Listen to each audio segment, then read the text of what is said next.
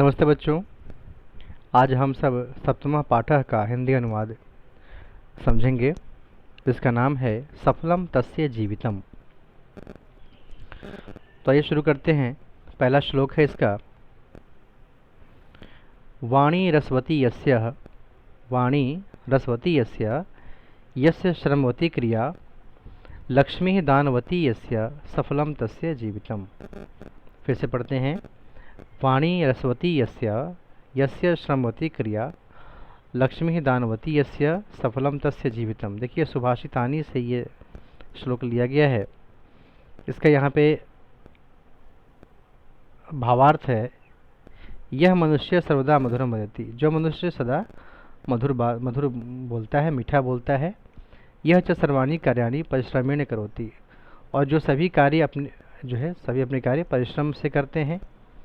यह जनः अर्जितस्य धनस्य आवश्यकतानुसारम यथाशक्ति दानम करोति।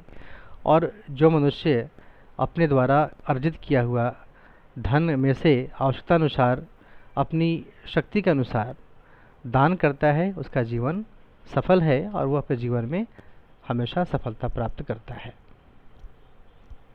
दूसरा, क्षुधा समम नास्ति शरीर पीड़नम, चिंता समम नास्ति शरीर शोषणम, विद्या समम नास्ति शरीर भूषणम, क्षमा समम नास्ति शरीर रक्षणम।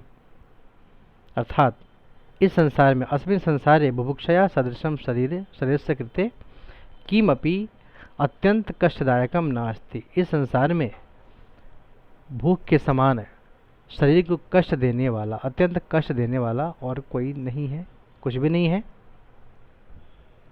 चिंता इव शरीरस्य नाशकम किमपि न भवति,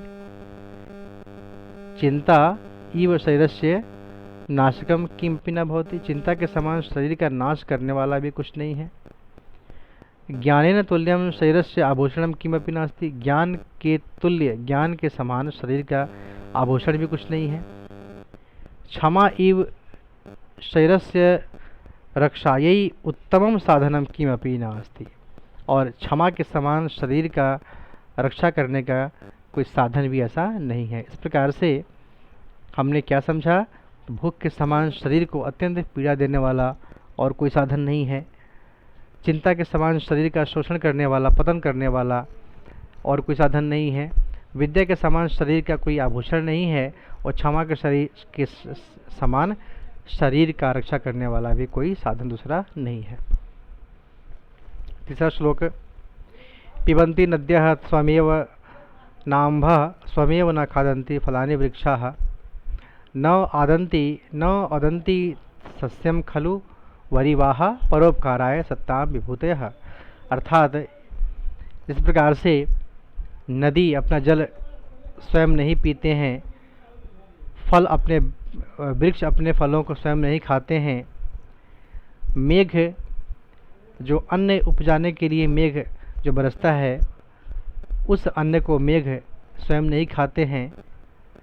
तो इस प्रकार से परोपकाराय सत्तां विभूतयः, उसी प्रकार से जो परोपकारी मनुष्य होते हैं, जो सज्जन मनुष्य होते हैं, उनके संपत्ति, उनके धन भी औरों के परोपकार के लिए होते हैं। इस प्रकार से परोपकार नदी का है, पेड़ का है, मेघ का है। उसी प्रकार से परोपकार के लिए जो सज्जन व्यक्ति होते हैं, जो सत्पुरुष होते हैं, उनका धन, उनकी संपत्ति परोपकार के लिए ही होते हैं। चौथा है त्रिविधम नरकस्य भेदम, नरकस्येदम द्वारम नाशनमात्मनः, कामः क्रोधस्तथा लोभस्त माद्यत्रयम त्यजेत। अर्थात इस संसार में काम, क्रोध और लोभ, ये सभी जो है, ये तीन प्रकार के जो ये दोष हैं, ये नरक के द्वार कहे जाते हैं। जिन मनुष्यों के ये दोष होते हैं, जिन मनुष्यों में ये दोष होते हैं, कौन कौन से? क्रोध, काम, क्रोध, लोभ, उनका पतन जो है निश्चित होता है। अतः अपने कल्याण की इच्छा रखने वाले मनुष्यों को इन तीन दोषों को शीघ्र ही त्याग देना चाहिए। और पांचवा है येषां न विद्या न तपो न दानम, ज्ञानम न शीलम न गुणो न धर्मः, ते मृत्युलोके भुवि भारभूताः मनुष्य रूपेण मृगा चरन्ति। यह मनुष्य विद्याहीनः, परिश्रमहीनः, दानहीनः, ज्ञानहीनः, गुणिनः, अव्यवहारिकः च अस्ति। अर्थात येषां जनानां समीपे कोऽपि मानवीय गुणः नास्ति। ये इस श्लोक के माध्यम से हम उन मनुष्यों की बात कर रहे हैं जिनके पास न विद्या है, न तप है, न ज्ञान है, न दान करने की शक्ति है, न शीलता है, न उनके पास व्यवहारिकता है और न ही कोई गुण है। अर्थात मनुष्य होने के बाद भी कोई गुण मनुष्यों के समान नहीं है। वैसे मनुष्य इस पृथ्वी पर बोझ के समान होते हैं और केवल अपना भरण पोषण करते हैं और यहाँ वहाँ घूमते रहते हैं। तो ऐसे मनुष्य होने के बाद भी पशु के समान होते हैं और ऐसे मनुष्य से समाज को कोई लाभ नहीं होता है।